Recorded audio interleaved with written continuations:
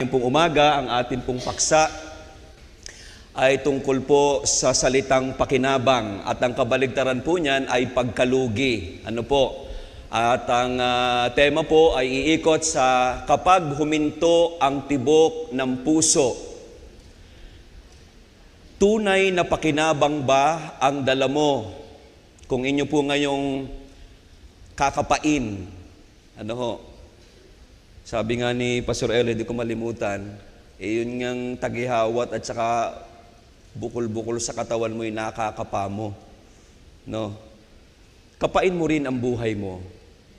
Sa lahat ng tinataglay mo ngayon, natingin mo'y tangan-tangan mo, pagdating kaya ng dulo ng buhay, ikaw kaya'y talagang tutubo o makikinabang o pagkalugi ang iyong haharapin sa iyong buhay.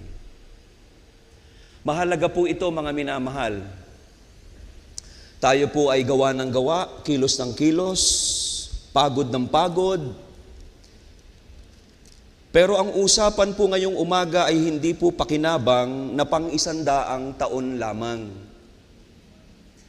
Ang ating pinag-uusapan ay ang pakinabang na pagkatapos ng iyong kamatayan sa loob ng milyong taong darating pa o tinatawag na buhay na walang hanggan. Ikaw ba'y may pakinabang o lugi ang naging buhay mo? Sana po ngayong umaga buksan ng Diyos ang ating mga isip at puso, mga minamahal. Naalala ko po ang isang tanong, meron pa talagang buhay na walang hanggan bago po ako magsimula sa pag-aaral? Meron pa talagang buhay na walang hanggan? Ilagay niyo po ang tanong na ito sa inyong kaisipan. Tingnan niyo po ang mga taong inyong minamahal, mga taong mahalaga sa inyo. Wala ho bang lunggati? Ano kang Tagalog sa lunggati? Pastor? Hangarin sa inyong puso. Doon sa mga taong nasa paligid mo, na kayo ay magkasama ng matagal, are you not longing for a long or eternal relationship with the people you love most or you value most? Normal sa ating puso, meron tayong ganon. Alam nyo, yang pong ganyang kalagayan, yan po'y indikasyon na meron tayong hinaharap na buhay na walang hanggan. Opo. Kaya ngayong umaga, sa liwanag ng banal na kasulatan, ating sisilipin ang tanong na ito, mga minamahal. At sana po kayo nagkape na, para po kayo gising. Kayo ba'y nagkape na? Ako ho'y nakaisa ng tasang barakong kape ng bayan ng Mabini. Ako ho'y taga roon. So, sige po, tayo pong lahat ay tumayong saglit at buksan po natin ang Bible natin in the book of Mark, chapter 8, verse 36 and 37. Sa ating pong pagsisimula, hayaan po nating isang tanong mula sa bibig ng ating Panginoong Hesukristo ang pumukaw sa ating mga isipan at mga puso. Mark chapter 8, verse 36 to 37. Ang sabi po ng talata, these very words came out from the mouth of our Lord Jesus Christ. Walang pagtatalo, galing po sa Kanya itong mga pananalitang ito. Sapagkat ano ang mapapakinabang ng tao? Sapagkat ang tao ay naghahanap ng pakinabang o profit. Na makamtan ang buong sanglibutan at mapahamak ang kanyang buhay o mapahamak ang kanyang kaluluwa. Sapagkat anong ibibigay ng tao na katumbas sa kanyang buhay? Another words from the Lord Jesus Christ in Luke 16. Para magkaroon po kayo ng malinaw na larawan sa inyong kaisipan. Luke 16 verse number 19 to verse number 23. Another words from the mouth of the Lord Jesus Christ. Ang sabi po ng talata, mayroon ngang isang taong mayaman at siya'y nagdaramit ng kulay ube at maselang lino at sa araw-araw ay kumakain ng sagana. Imagine that. Araw-araw kaya mong kumain sa masasarap na kainan. At isang pulubi na ang pangalan ay Lazaro, lipos ng mga sugat ay inilalagay sa kanyang pintuan. At naghahangad na mapakain ng mga mumo na nahuhulog mula sa dulang ng mayaman, oo, at lumapit pati ang mga aso at hinihimuran ang kanyang mga sugat. Verse 22 to verse 23. At nangyari, namatay ang pulubi. At siya'y dinala ng mga anghel sa sinapupunan ni Abraham. Abraham is the father of faith. Precisely, that is heaven. At namatay naman ang mayaman at inilibing. At sa Hades, na nasa pagdurusa, ay itiningin niya ang kanyang mga mata. At natanaw sa malayo si Abraham at si Lazaro ay nasa kanyang sinapupunan. At siya'y sumigaw at sinabi, amang Abraham, maawa ka sa akin, suguin mo si Lazaro upang itubog niya sa tubig ang dulo ng kanyang daliri at palamigin ang aking dila sapagkat naghihirap ako sa alab na ito. Kayo po ang humukom kung sino po ang tunay na nakinabang at tunay na nalugi sa dalawa. Tayo po'y manalangin. Dakila po naming Diyos, aming Ama, magandang umaga po. Salamat po sa buhay, salamat po sa biyaya. Salamat po sa pribilehiyong makapangaral ng inyong salita. Salamat po sa aming mga minamahal na mga bisita. Salamat po sa mga kapatirang nagsikap upang mag-imbita. Dakilang Diyos, you know our heart's desire is for them to be saved. Samahan po kami ng iyong banal na Espiritu. Magbukas po kayo ng unawa. Pagkatapos nawa ng pangangaral, dakilang Diyos, may mga taong lilisan na alam na ang patutunguhan, na mayroon ng katiyakan ng buhay na walang hanggan, at mayroon ng tunay na pakinabang. Panginoon, samahan niyo kami ngayong pong umaga. Wala sa lakas ng boses, wala sa galing ng mangangaral, kundi nasa banal na Espiritong nagbubukas ang unawa. Lord, we express our desperation of our need of you, O Lord. We are inadequate. Please help us, open our eyes, open our minds. Kayo po ang magpala sa aming kalagitnaan. Patawarin niyo po kami sa aming mga pagkukulang at kasalanan. Ito po yung aming samot dalangin sa makapangyarihang pangalan ng Panginoong Jesucristo. Amen at amen. Pwede na po tayong maupo, mga minamahal. Sa ating pong pagsisimula, siguro yung pong ilan ditong mas maedad sa akin, hindi ko na po ito inabot. Kung narinig na po ninyo ang CAP, isang insurance company para sa pag-aaral. Sino hong nakapaghulog sa CAP? Meron nga. Meron nga, ano? Okay. Basahin ko lang po ng maikli ang isang kwento. Ang College Assurance Plan ay dating pinakamalaking educational pre-need company sa Pilipinas. Ang pangako nito ay simple. Magbayad ang mga magulang habang bata pa ang kanilang mga anak. Pagdating ng kolehiyo, sasagutin ng CAP ang buong matrikula. Gaano man ito kamahal. Umabot sa humigit kumulang 780,000 plan holders at nakapag-paaral ito ng mahigit 110,000 scholars bago magsimula ang krisis.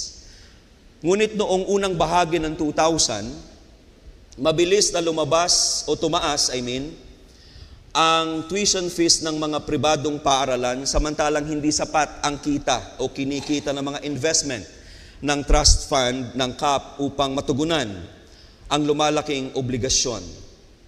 Lumaki ang kakulangan sa pondo hanggang sa magkaroon ng malaking trust fund deficit. Pagsapit ng 2005, mahigit 700,000 holders, baka po kasama kayo doon, ang naapektuhan at napilitan ng kumpanya na humingi ng court rehabilitation or intervention. Maraming magulang ang nag-ipon sa loob ng maraming taon sa pag-asang hindi na sila mamumroblema sa pagpapaaral sa kanilang mga anak. Ngunit ang dumating ang panahon ng pagpasok sa kolehiyo, wala silang natanggap. Nais kong bigyan po kayo ng idea, yung idea na ikaw ay nagsisikap, hulog ka ng hulog, ginagawa mo ang lahat at umaasa ka sa bandang dulo ng buhay ay may inaasahan kang pakinabang. Pero pagdating ng dulo, nasayang ang lahat. Wala kang napala sa iyong pinagpaguran. Ngayong umagang ito, parang ganyan din po ang buhay.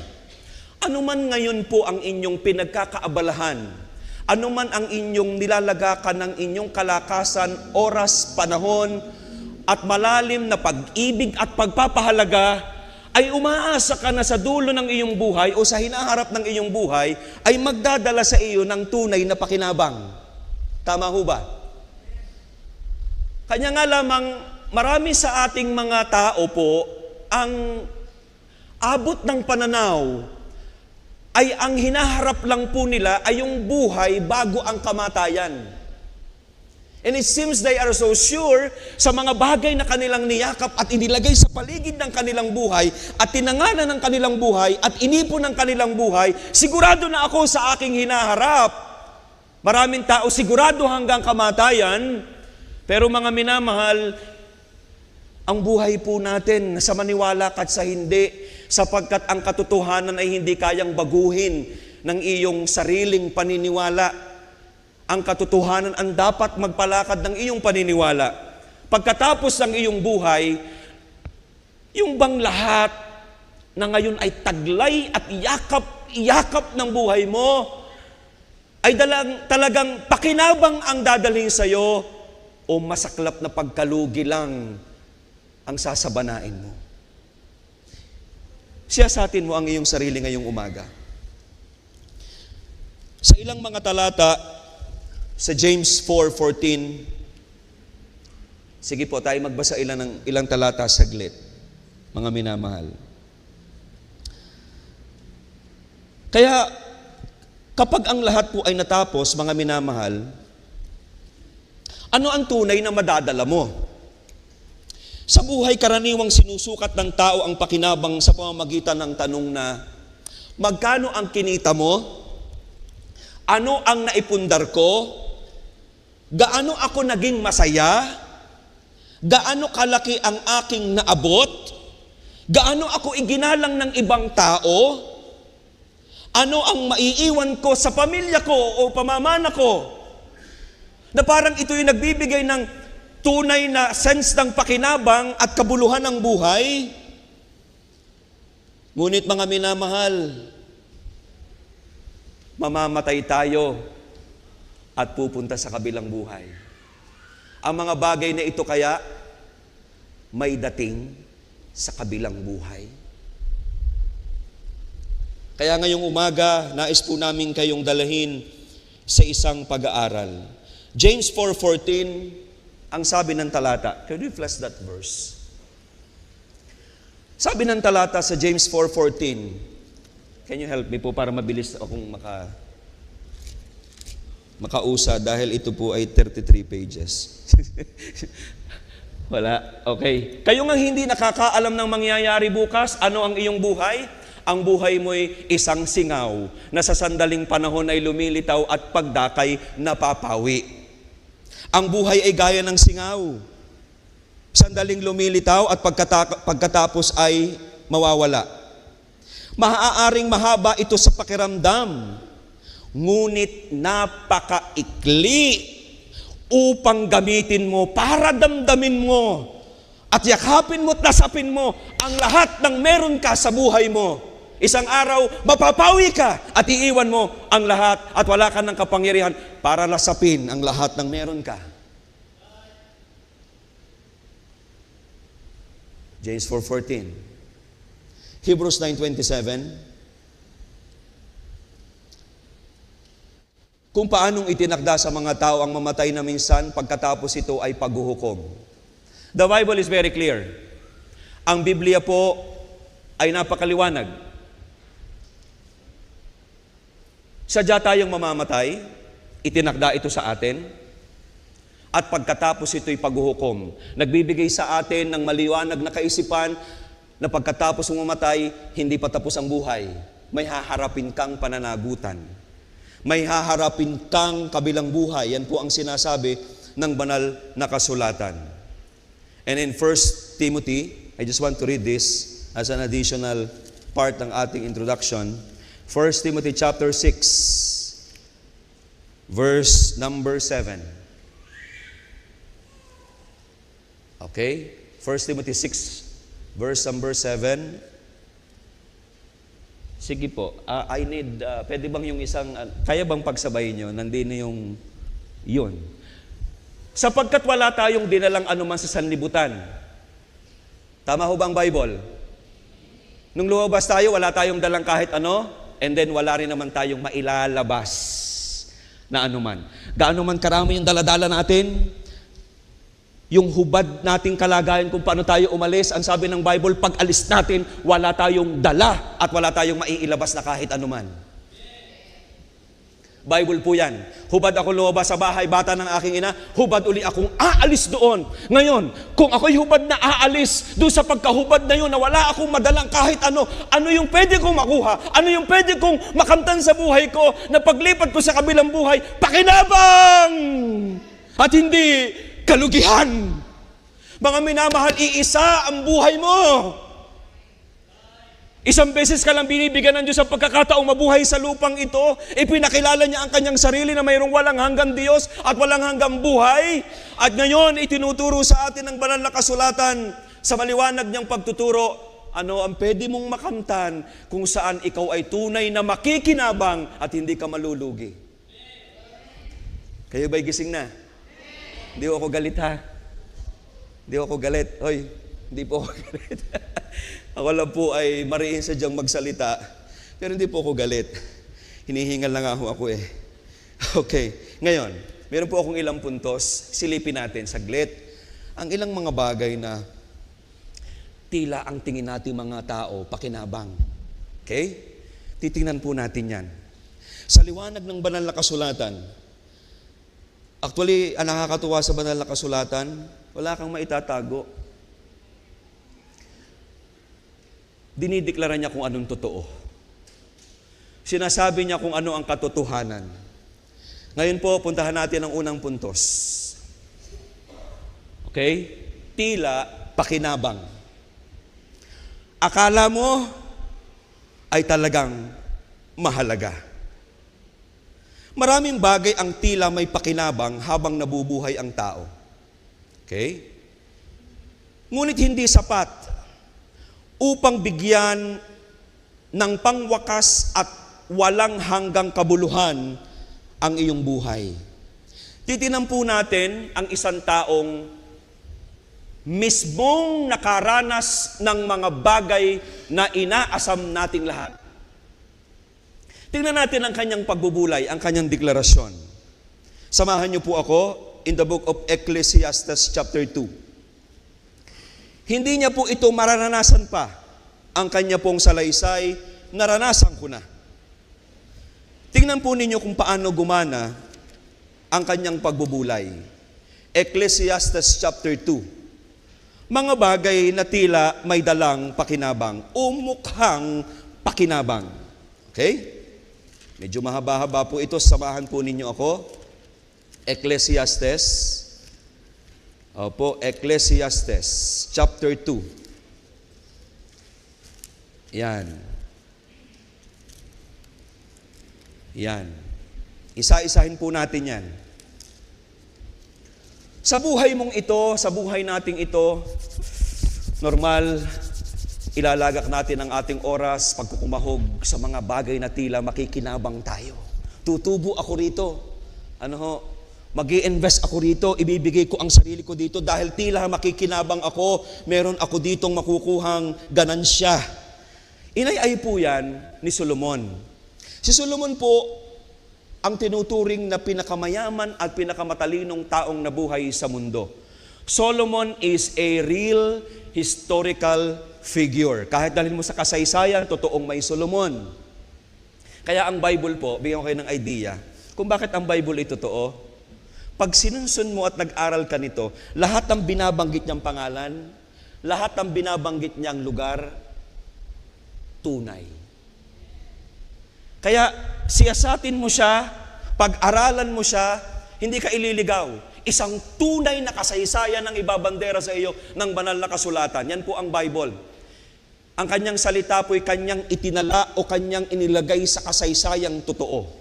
Ngayon, tila pakinabang ating ayayin.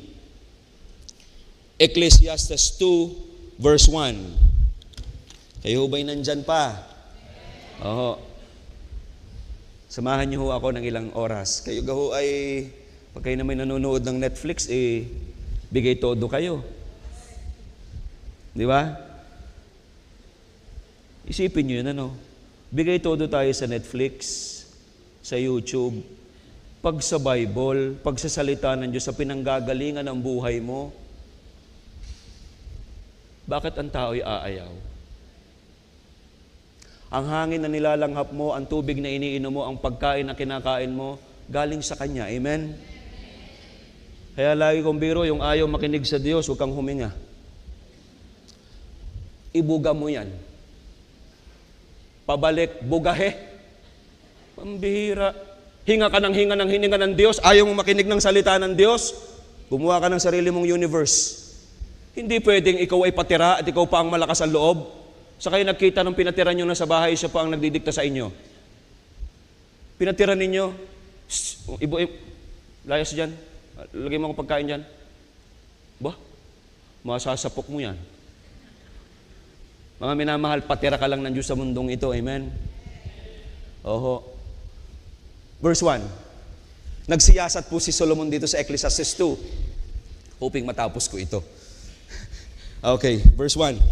Sinabi ko sa aking puso, pumarito ka ngayon, susubukin kitang may kasayahan. Kaya't magsawa ka sa kalayawan. At narito, ito rin ay walang kabuluhan. Tiningnan niya, kalayawan. Kinuha ko yon sa aking buhay, sabi ni Solomon. Pero sabi niya, habang binubulay niya, ito rin, walang kabuluhan. Yung kasiyahan, tila pakinabang. Nagbibigay ito ng magandang pakiramdam, paglimot sa problema, pag ikay nasa kalayawan, emosyonal na ginhawa, panandali ang kaligayahan. Pero ang saya ay natatapos. Hindi nito kayang alisin ang katotohanan na mamamatay ka at mamamatay ako at may taglay kang problema sa puso mo. Ang tawag ng Biblia ay kasalanan.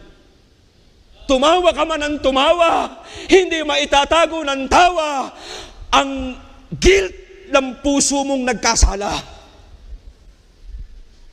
Ang mga galit, paghihinanakit, at mga kamalian sa puso ay hindi napapawi ng tawa. Hindi nito kayang pigilan ang kamatayan o ihanda ang tao pagharap sa Panginoon. Kaya kahit ang sabi ni Solomon, kalayawan, kalayawan, ang sabi niya, ito'y walang pakinabang.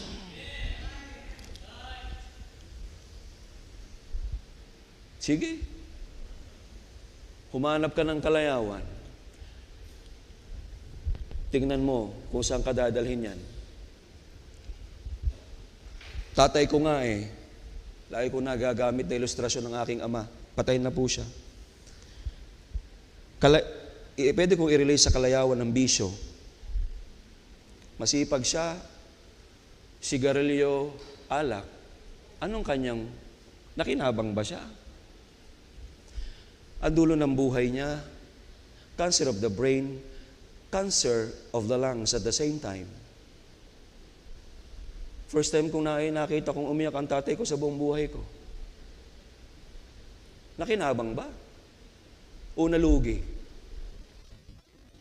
At kung hindi nakilala ng tatay ko ng malalim ang Panginoon sa maraming beses namin pangangaral,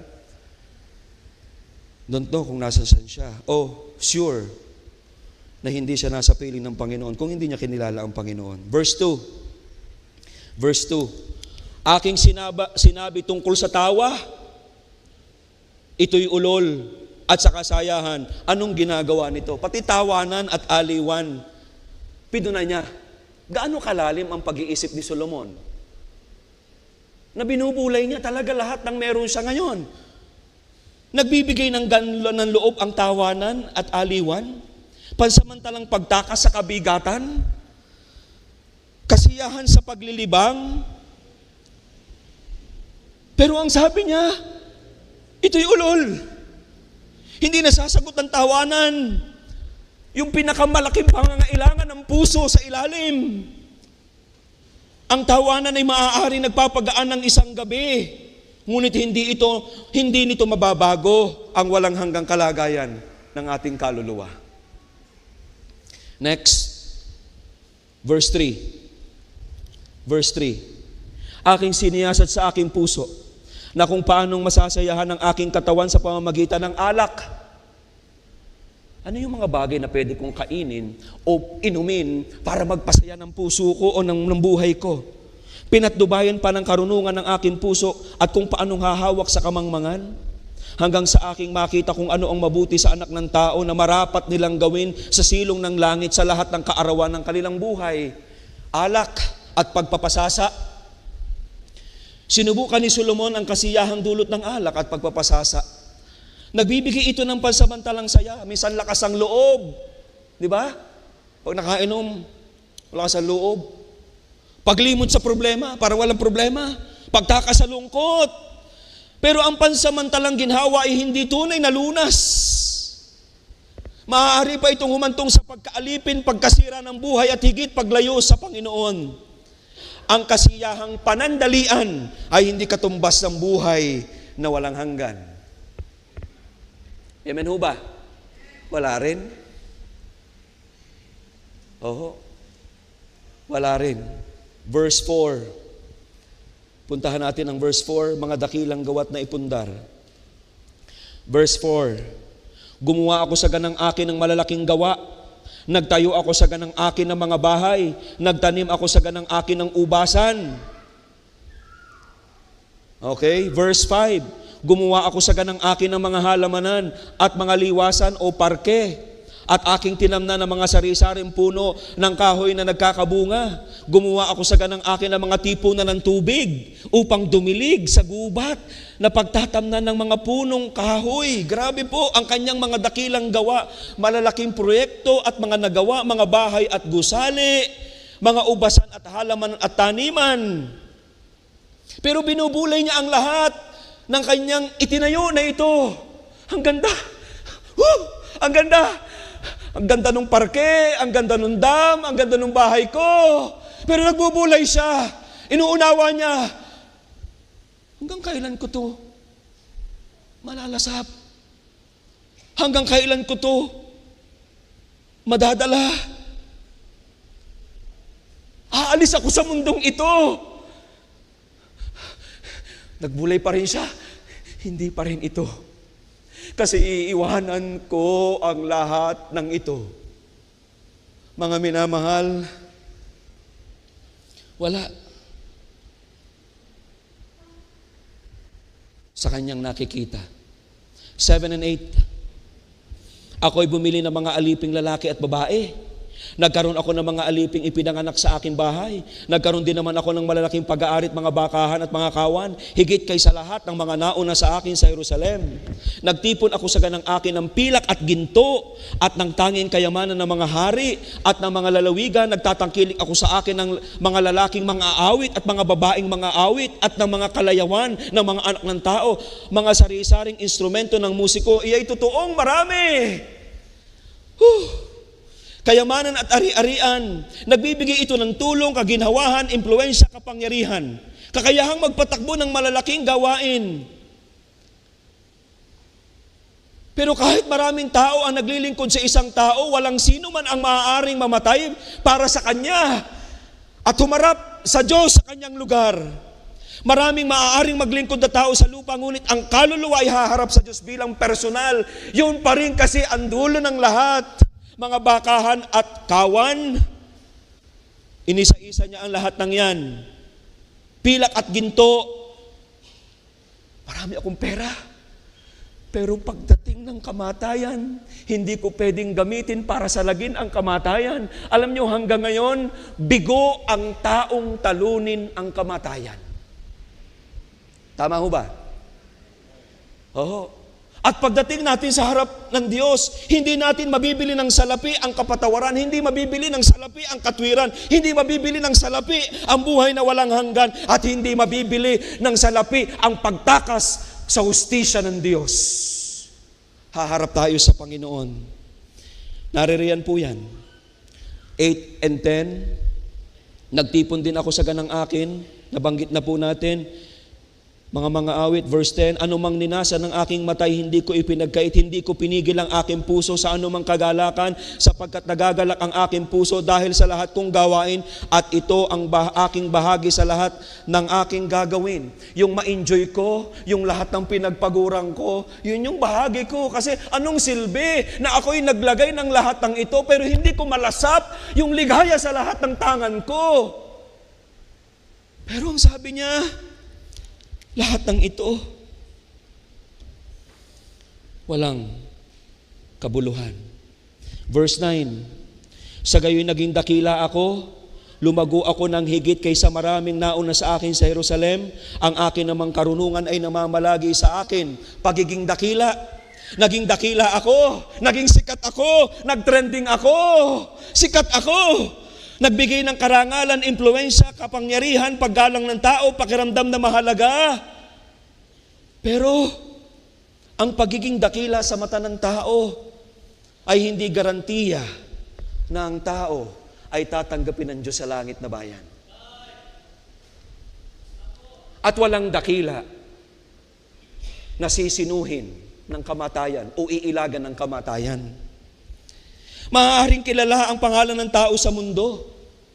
Pero ang malaking tanong, kilala ka ba sa langit? Baka naman ang may kilala lang sa iyo'y tao, pero hindi ka kinikilala ng may-ari ng lahat. Kahit higitan ng tao ang lahat niyang kasabayan, hindi niya mahihigitan ng sino man sa kamatayan, at hindi ito magdadala sa kanya ng kahigitan sa kabilang buhay. Maaaring malampasan ng tao ang kanyang katunggali, ngunit hindi niya malalampasan ng kamatayan. Then 12 to 16, tinan niyo po ang 12 to 16. At ako'y pumihit upang masdan ng karunungan. Bumaling naman siya. Okay? Kaligayahan, lahat ng meron ako. Ito naman, pagiging matalino, pagiging marunong, edukado, propesyon, karangalan, cum laude, summa cum laude, professional, mga karunungang ninanasa sa mundong ito. Wait a minute, huwag niyo ako ma-misinterpret. Hindi ko sinabing totally masama ang mga bagay na to. Hindi po yan ang puntos ko. Pero kung ito lamang ang layunin ng buhay mo at tila tangan mo sa buhay mo at wala nang iba at hindi mo makapa ang Diyos, hindi mo makapa ang katiyakan ng buhay na walang hanggan, hindi mo alam kung saan ka pupunta pag namatay, anong silbi ng lahat ng tangan mo? Anong silbi ng lahat ng tinataglay mo? Kaya sabi ni Solomon, binuli ko din ang karunungan. Tinan niyo, verse 12. Kakaibang mag-isip si Solomon, ako'y pumihit upang masdan ang karunungan at ang kaululan at ang kamangmangan. Karunungan at kamangmangan. Nag-aral at hindi, binulay niya. Sapagkat anong magagawa ng tao na sumusunod sa hari? Sa makatuwid bagay ang nagawa na laong panahon na nakaraan. Nang magkagay aking nakita na ang karunungan ay humihigit sa kamangmangan. Tama naman, ano ho? Ang marunong ay medyo advantage, ano po, sa mga mangmang, na gaya ng liwanag na humihigit sa dilim. Tama naman. Pag ikay marunong, advantage mo. Madali makahanap ng trabaho, madali ka makapagpasya, tama ang mga lakarin mo, okay naman, maganda naman. Ang mga mata ng pantas ay nasa kanyang ulo, ang mangmang ay lumalakad sa kadiliman, at gayon may namalas Gayon may aking namalas ang isang pangyayari ay nangyari sa kanilang lahat. Binulay niya. Matalino ako, may mga hindi matalino. Pero napansin ni Solomon ang isang pangyayari na nangyari sa marunong at sa hindi marunong. Verse 15, nang magkagay sinabi ko sa puso ko, kung ano ang nangyari sa mangmang, ay gayon ang mangyayari sa akin. Bakit pa nga ako naging lalong pantas? Ano yun? Anong tinutukoy niya?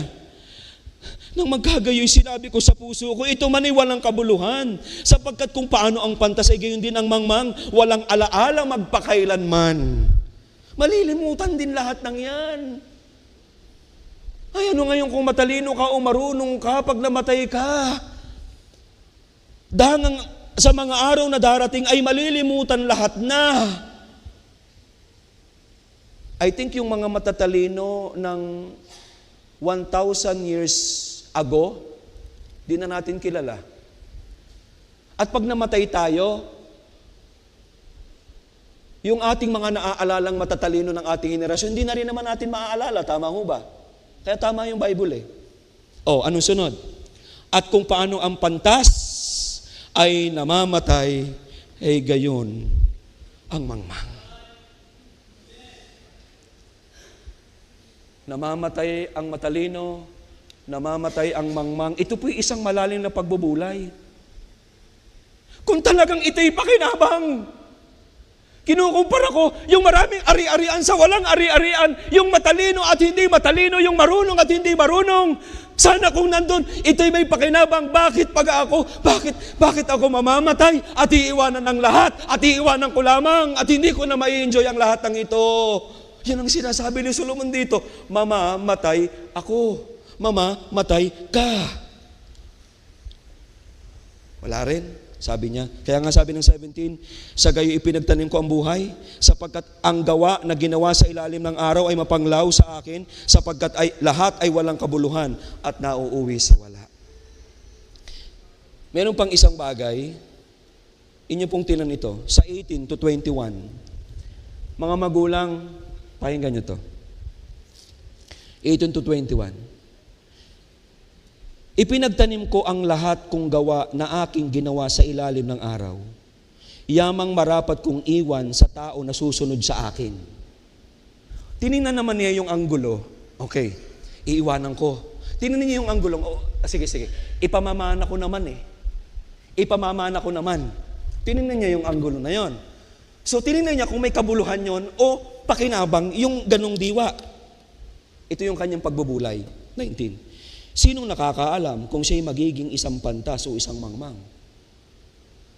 Okay, iniwan ko ito sa susunod sa akin. Pero ang tanong niya, hindi ko na naman malalaman kung anong gagawin niya.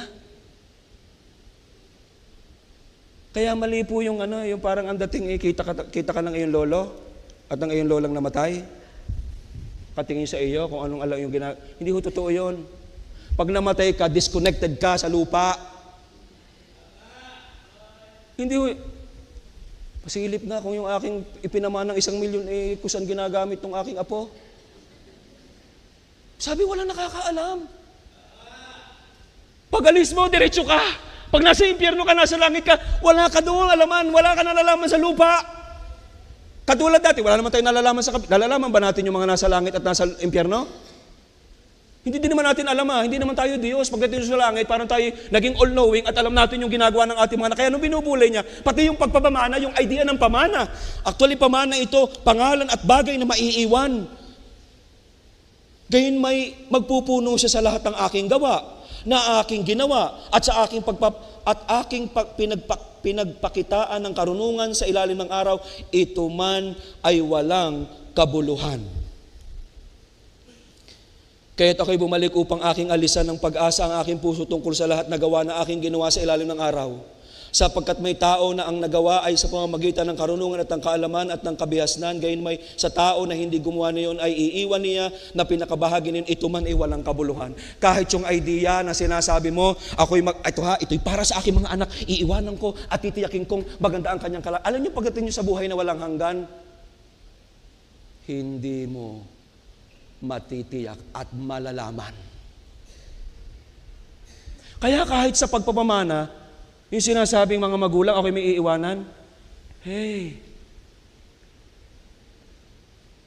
wala pa rin yung ibibigay na kapayapaan sa'yo.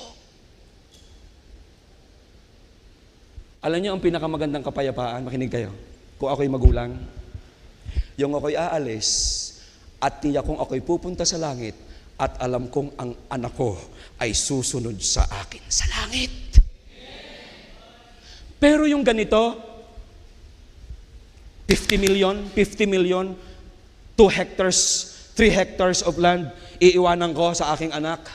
And then you feel fulfilled life. I'm a good mother. I'm a good father. Hey! Pagdating mo sa kabilang buhay, wala kang access at hindi mo alam at hindi ipaparamdam ng Diyos sa iyo kung ikay fulfilled o hindi fulfilled. Dahil ang anumang material na bagay, walang bigat sa walang hanggan. Kayo po ba'y nandyan pa? Inusisa niya ang lahat. Pangalan at alaala. Sabi niya, conclusion, ang anumang pakinabang na natatapos sa kamatayan ay pansamantalang pakinabang lamang. So ngayon, bumali siya. Gagawin ko. Tao ako nag-iisip. Tao ako nagpapagod. Lagyan ko ang sarili ko ng lahat ng pwede kong makamit, makamtan, kahit sa pagpamamana. Wala rin. Meron bang kayamanan na talagang alam kong tunay na yaman at hindi mawawala sa akin? At kahit ako umalis, pwede kong iwan sa aking mga anak at sigurado ako't payapa ako na magiging magandang bukas ng aking pamilya. Mga magulang, mga tatay at nanay, hanggang saan ang sigurado nyo sa buhay ng inyong mga anak? Sabi mo, sigurado na ako sa buhay ng anak ko, makakapag-aral siya, pero ang buhay niya hindi hanggang pag-aaral lamang, ang buhay niya hindi hanggang kamatayan lamang, ang buhay niya, mamamatay siya, haharap siya sa kabilang buhay. Tiyak ba na siya'y pupunta sa langit? O tiyak ba na siya'y papasok sa langit pag siya'y namatay kasama mo? Mga magulang, mag-isip po kayong mabuti. Huwag tayong kagaya ng mga nag-aalaga lang ng hayop. Pag napakain natin na liguan ng baboy, masaya na. Mga magulang, ang ating mga anak ay hindi baboy na walang kaluluwa. Hello?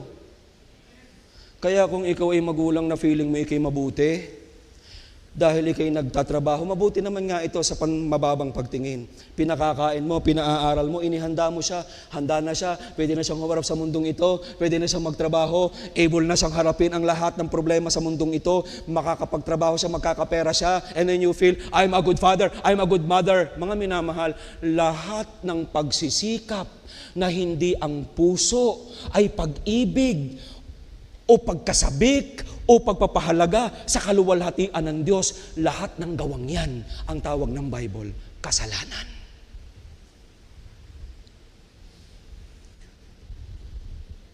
Ang tingin natin, mabuti tayo. Bigyan ko na ilustrasyon. Ang nanay ko masipag, bumabangon ng madaling araw, 3:00 ng madaling araw, nakaluto na siya, nakaplansya na lahat ng aming damit. Pagkain namin, nakahanda na. Pag tinignan ko siya sa mata ng aking paningin, mabuti siya. Pero pag tinignan ko siya sa mata ng Diyos, hindi yun ang mabuti. Ang tunay na mabuti ay isang malalim na pag-ibig sa Diyos, pagnanasa sa Diyos, at ginagawa para sa Diyos. Kaya lahat ng kabutihang tila kabutihan na hindi ang motibo'y malalim na pag-ibig at paggalang at pagsunod sa Diyos ay kasalanan. Akala nyo ang kasalanan ay yung lamang nagawa ng mali? Sa diwa ng paggawa ng tama na hindi kasama ang salita at kaluwalhatian ng Diyos, kasalanan pa rin. Tila pakinabang, wala pakinabang. Number 2, sana matapos ko. tila paghahanda. Ilagay naman natin yung puntos na, una, tila pakinabang, makakamtan. Yung mga tila paghahanda naman, doon naman sa mga tila naniniwala sa buhay na walang hanggan, at naghahanda naman, meron naman silang mga niyayakap sa kanilang buhay. Silipin natin ang ilan, dahil hindi ko po ito matatapos. Mateo chapter 7,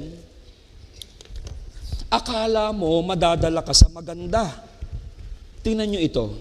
Mateo 7 verse 21 to verse 23. Tila pakinabang, tila paghahanda.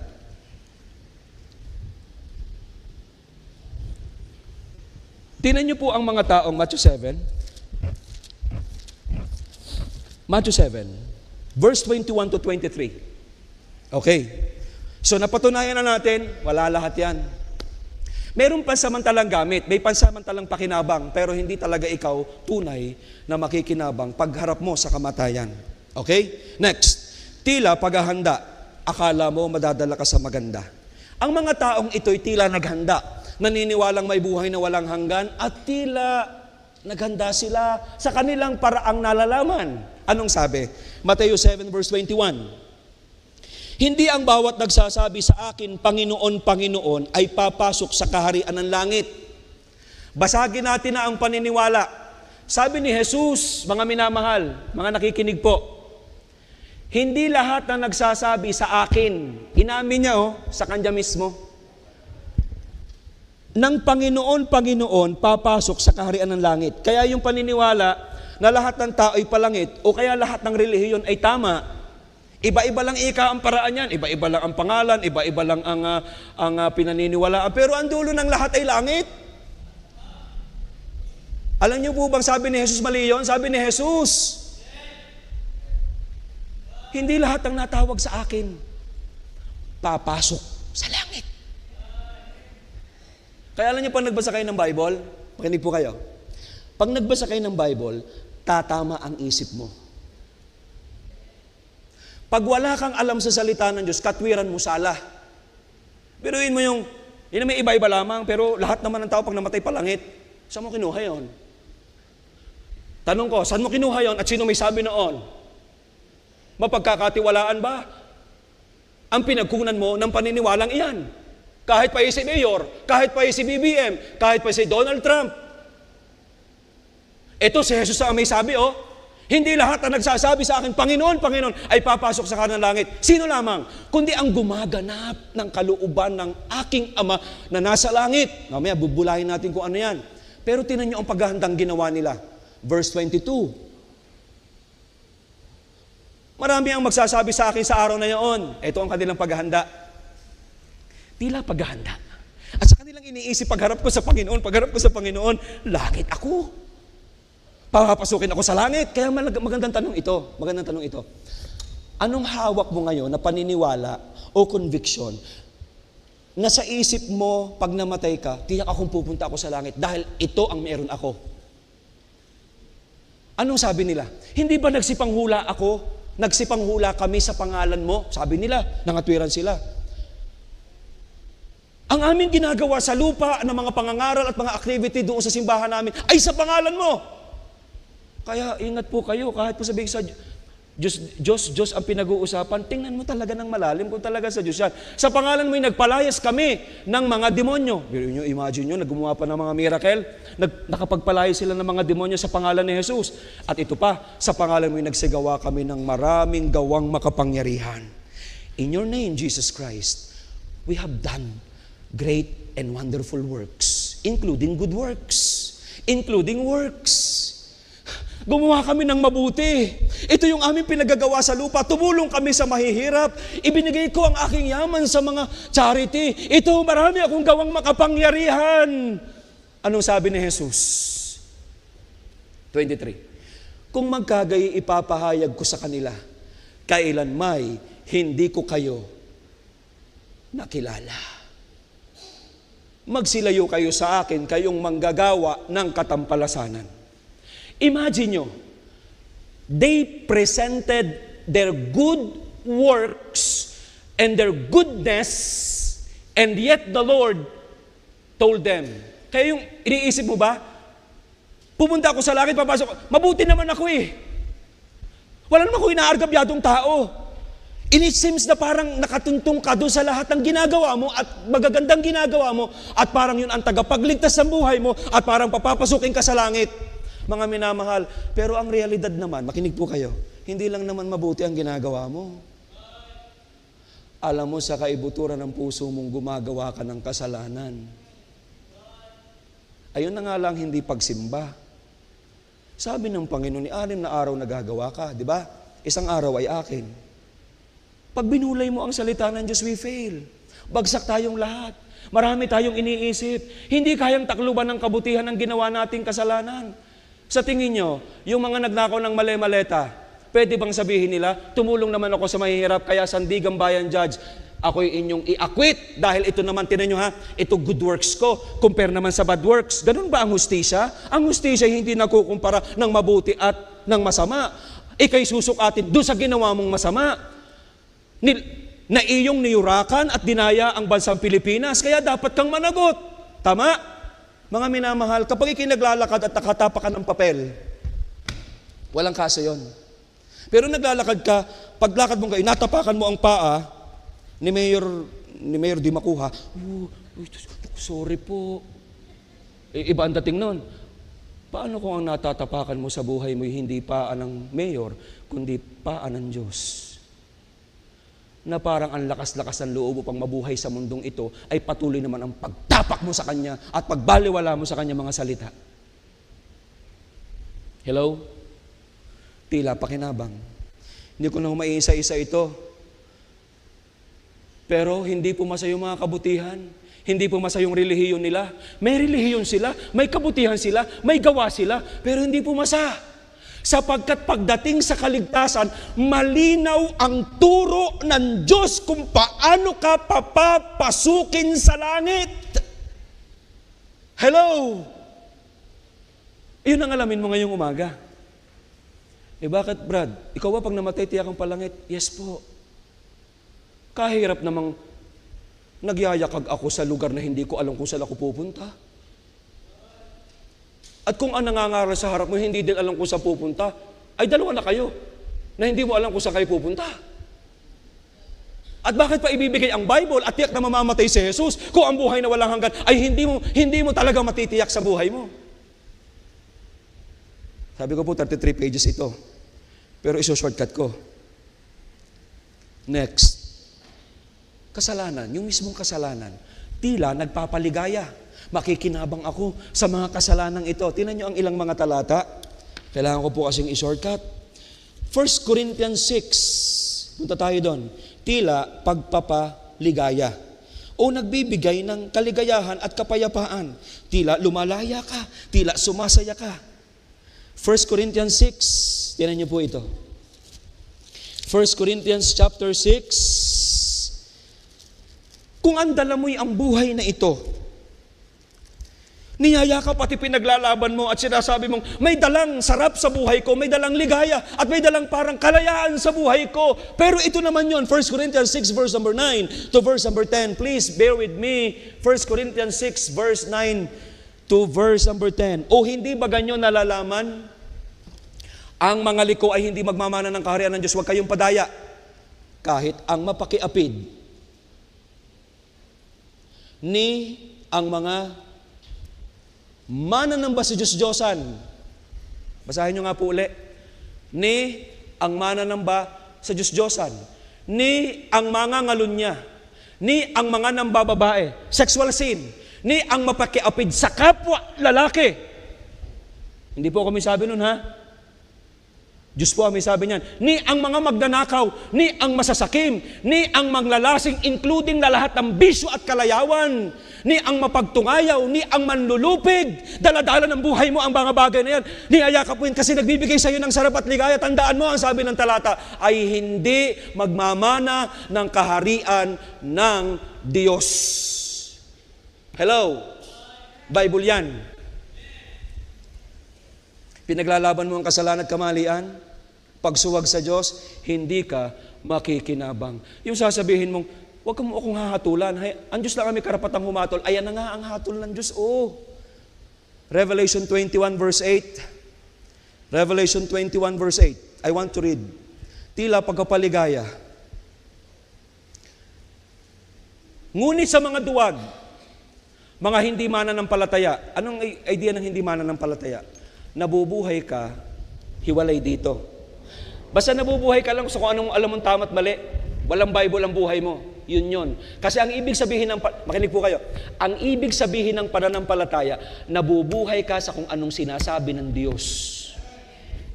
Sa mga kasuklam-suklam, mamamatay tao, mapakiapid, ano pa?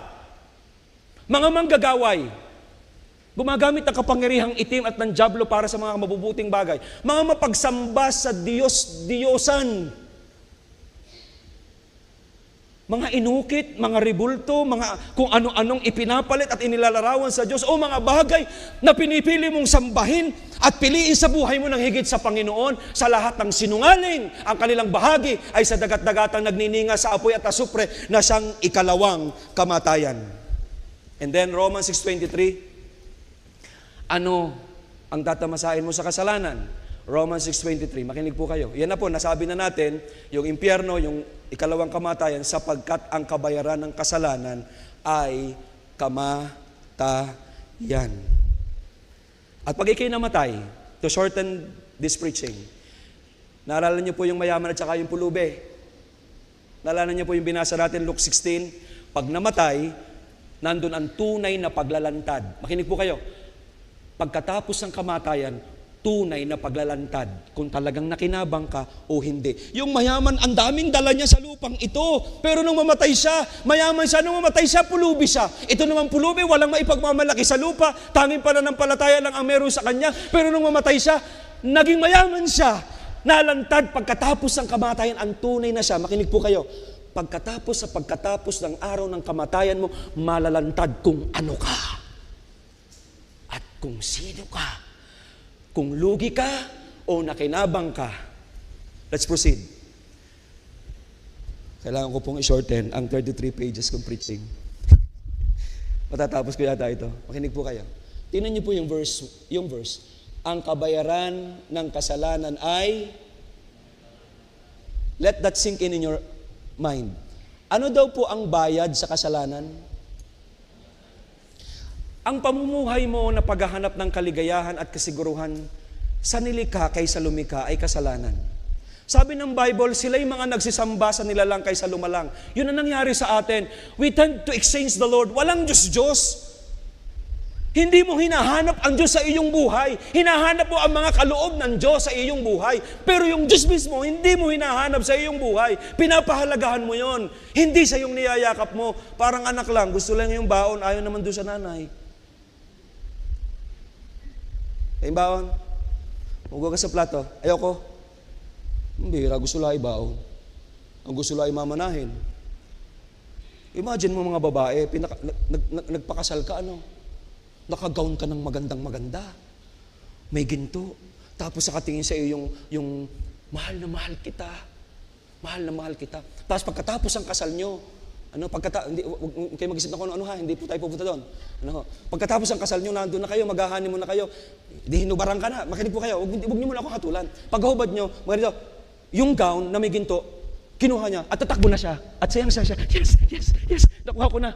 Yung gown pala ang gusto. Hindi ikaw mismo. Yan ang tao. Gusto mo lang yung balat, ayaw mo yung sentro. Ayaw mo ng Diyos. Ano daw ang bayad sa kasalanan? Ngayon, yan lang ho ang bayad. Gusto mo makabayad? Yan, magbayad ka. Eri po ang bayad. Mag-o-offering po ako. Ibibigay ko po yung lupa namin. Hindi nga yan ang bayad. Yan nga ang bayad o kamatayan, no? Sasapi po ako sa inyong simbahan. Magiging baptist po ako. Yan ba ang bayad? Kahit pa sumaapi ka sa lahat ng relihiyon, hindi ka makakabayad. Gumawa ka ng mabuti, hindi ka makakabayad. Ang kailangan mo ay pagbayaran mo ang ginawa mong kasalanan. Kaya kamatayan lang ang bayad. Ngayon, ito ang malaking problema. Paano ka makakabayad na hindi ikaw yung makakaranas? Doon papasok ang second part ng verse, ang tunay na pakinabang.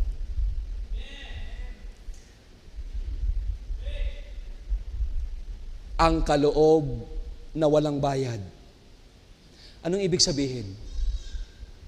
Ang langit po ay hindi kailanman inilagay ng Diyos sa espiritu na pinagtatrabahuhan o parang gantimpala o parang reward. Ang kaloob na walang bayad ng Diyos. Ang tunay na aral ng kaligtasan, ang kaligtasan, ang langit, ang buhay na walang hanggan ay kaloob na walang bayad. Hindi gantimpala o sweldo. Isang regalong tinatanggap ng kamay at buhay na walang lamat nagsasabi, wala akong magagawa, wala akong maipagmamalaki, ako'y makasalanan, namatay ka para sa akin. Anong pangalan ng taong o ng personang namatay para sa atin? Kristo Jesus na Panginoon natin. Sa pag-ibig ng Diyos, John 3:16, please flash. Ibinigay niya ang kanyang bugtong na anak sa sanlibutan. Anong ginawa ni Jesus? Pumunta doon sa krus ng Kalbaryo, yung lugar mo. Kinuha niya yung lugar mo. At lahat ng kasalanan mo at pagkukulang mo, kinuha niya. At doon sa krus ng Kalbaryo, namatay siya para bayaran ang kasalanan mo. Siya inilibing at nabuhay na maguli upang bigyan ka ng pag-asa at buhay na walang hanggan. Anong sabi nung talata? Ang sino mang sasampalataya ay may buhay na walang hanggan. Bakit ko alam na ako'y palangit?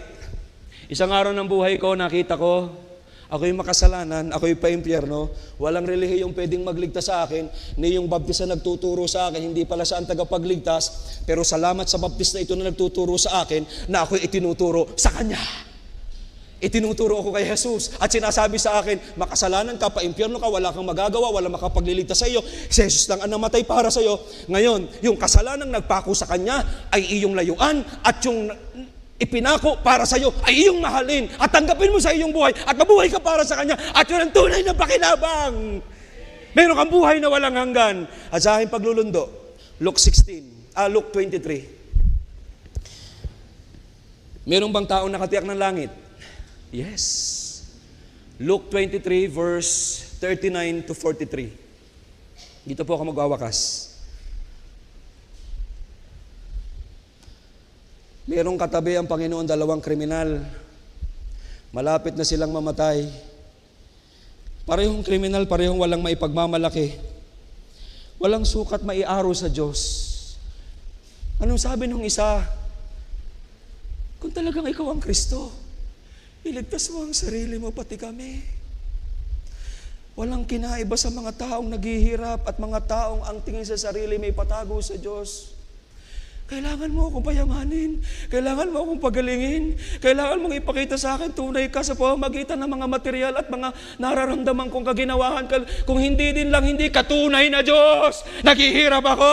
Nararanasan ko ito. Hindi naman ako masama. Bakit hindi sa ibang tao nangyayari ito? Namatay ang anak ko. Namatay ang asawa ko. I don't deserve this. Ano ka? Ang tingin mo sa sarili mo, mabuti ka. Ang tingin mo sa sarili mo, meron kang patago sa Diyos. Sa mata ng Diyos, pagkaganyan ng iyong espiritu, yan ang kasalanan. Tila meron kang pag-aaring ipinaglalaban. Pero anong sabi nung isa? Anong sabi nung isa? 40. Sumagot ang isa at sinuway, hindi ka pa ba natatakot sa Diyos? Tayo. Ikaw ay nasa gayunding kaparusahan, mamamatay ka na. 41. Tayo sa katwiran, tinanggap natin ang nararapat na kabayaran ng ating mga gawa. We deserve to suffer. We deserve death. We deserve all these sufferings because we are all sinners before God. Dapat lang. Kahit isang patak na mumo, dapat hindi ka napakainin ng Diyos sa ginagawa mo. Pero anong pakiramdam nating lahat? May patago tayo sa Diyos, parang ang Diyos may utang sa atin. Pero itong taong ito, nakita niya, Lord, tama lang ito. And then ano sabi niya? 42. Jesus, hindi relihiyon. Nandun si Maria, nandun si Juan, may mga apostol doon. Hindi niya tinawag yung mga Maria ang yun. Hindi tinawag niya yung mga apostol. Hindi niya sinabi, pababain mo ako, magpapabautismo ako, sasapi ako sa relihiyon mo. Hindi yun ang kanyang sinabi. Ang sabi niya, Jesus! Jesus! Jesus! Halalahanin mo ako pagdating mo sa iyong kaharian. Nasumpungan niya ang daan ng kaligtasan. Anong sagot ni Jesus? Tumingin si Jesus sa kanya. Katotohanan ang sinasabi ko sa iyo. Ngayong araw na to, kakasamahin kita sa paraiso. Tanong ko, pinatawad ho ba? Yes. Tanong ko, tinanggap ba siya bilang anak? Yes. Pinatawad siya ng lahat ng kasalanan, binigyan siya ng buhay na walang hanggan, tiyak siyang palangit. Anong dinaanan niya? Relihiyon? Hindi. Si Jesus. Walang iglesia at relihiyong nagliligtas. Pero may relihiyon at iglesyang magtuturo sa iyo sa tagapagligtas. That's why I'm here. Kaya ako narito. Alam ko ako'y palangit pag ako'y namatay. Ngayon pong umaga, sige, ipaglaban mo ang sarili mo, ipaglaban mo ang meron ka. Pero hanggang saan lang yan? Bakit ngayong umaga hindi ka sumuko sa Kanya? At sabihin mo, Panginoon, gusto ko ang tunay na pakinabang. Tayong po lahat, tumungo tayo manalangin. Tungo po tayo. Pikit po tayo. Nakikisuyo po ako sa lahat. Pagkakataon, maraming pagkakataon ng buhay natin, trabaho tayo ng trabaho, pagod tayo ng pagod. Pagkakataon naman ito para magnilay at magbulay. Sige po, pikit po tayo. Dakilang Diyos, tapos na po ang pangangaral. Banal na Espiritu, kayo po ang bahala, magligtas. Sa iyo po ako nagtitiwala. Habang tayo nakatungo, nakapikit ang ating mga mata, ngayon ba nauunawaan mo na ang tunay na pakinabang?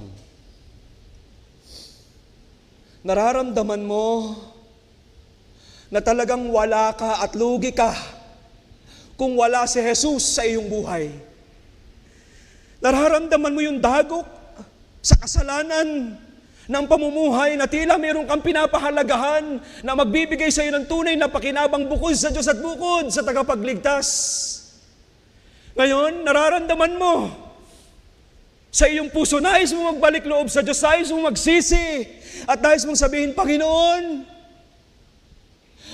alam ko ang lahat ng meron ako'y kalugihan lamang, nais ko po kayo, more than anything, more than anyone, I want you in my life, O Lord Jesus Christ.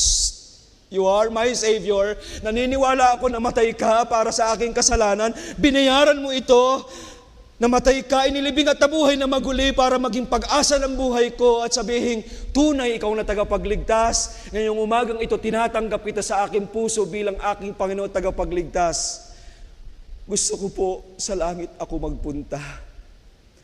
Binibitawan ko po ang kasalanan. Mula ngayon, ikaw ang Panginoon ng buhay ko, ang salita mo ang susundin ko sa buhay ko. Lahat po ng merong ganyang puso, kung ganyan po ang inyong panalangin, nais mong kagaya ng kriminal, ay sa langit ka rin magpunta pag ikay namatay. Sa katotohanan, nais mo si Jesus sa iyong puso bilang iyong Panginoon na tagapagligtas. Kung yan ang laman ng puso mo, nais po namin kayong makilala ngayong umaga. Kung hindi mo ikinahihiya, ang dapat na hindi kahiya, maaari po ba naming makita ang mga puso na may ganong laman sa kanilang buhay? Sige po, wag po kayong mahiya. Lahat po na nagsasabi ng ganong panalangin sa kanilang puso, itaas nyo po ng marahan ng inyong kanang kamay. Sige po, may napuunahin kita. Sige po. Ang pagtataas po ng inyong kamay ay pagsasabi, pagtugon, tinatanggap ko ang Panginoon sa aking buhay. Naunawaan ko ngayon. Gusto ko rin yun. Gusto ko rin ito para sa mga anak ko, sa pamilya ko. Gusto ko ang tunay na pakinabang. Tinatanggap ko ang Panginoon sa aking buhay bilang Panginoon at tagapagligtas. Sige po, itaas niyo po ang inyong kanang kamay. Sige po. Sige po.